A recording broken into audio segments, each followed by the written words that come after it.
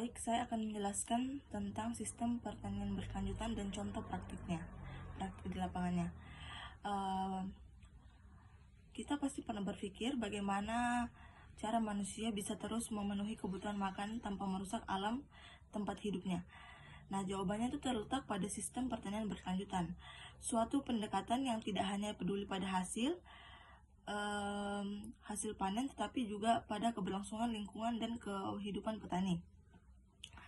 Sistem pertanian berkelanjutan adalah cara bertani yang dirancang agar tetap produktif dalam jangka panjang tanpa merusak lingkungan dan mampu meningkatkan kesejahteraan petani.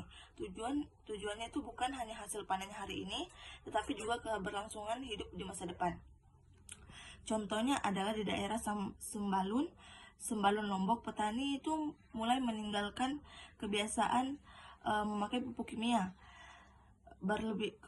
pemakaian pupuk kimia yang berlebihan dan beralih ke kompos alami yang dibuat dari limbah pertanian dan kotoran ternak.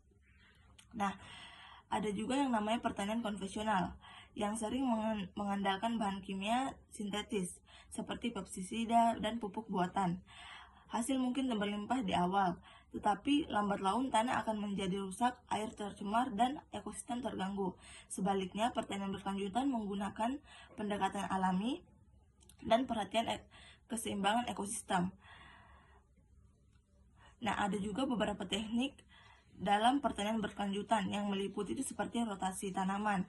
Rotasi tanaman adalah menanam jenis tanaman yang berbeda di lahan yang sama setiap musim agar tanah tidak kelelahan dan hama tidak berkembang bebas.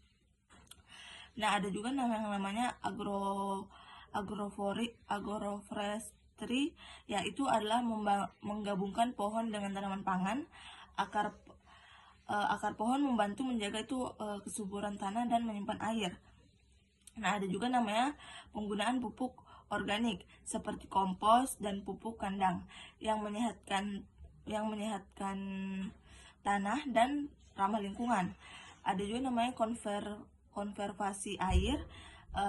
Itu adalah contoh sistem irigasi tetes yang hanya menyuplai air ke akar tanaman yang sangat hemat air dan efektif. Contoh kasusnya itu di Kulon Progo di Yogyakarta, petani semangka itu menerapkan mulsa alami dari jerami untuk menjaga kelembapan tanah sekaligus mengurangi gulma. Manfaat sistem pertanian berkelanjutan itu seperti tanah tetap bagi lingkungan itu tanah tetap subur, air tetap bersih, dan keanekaragaman hayati yang terjaga.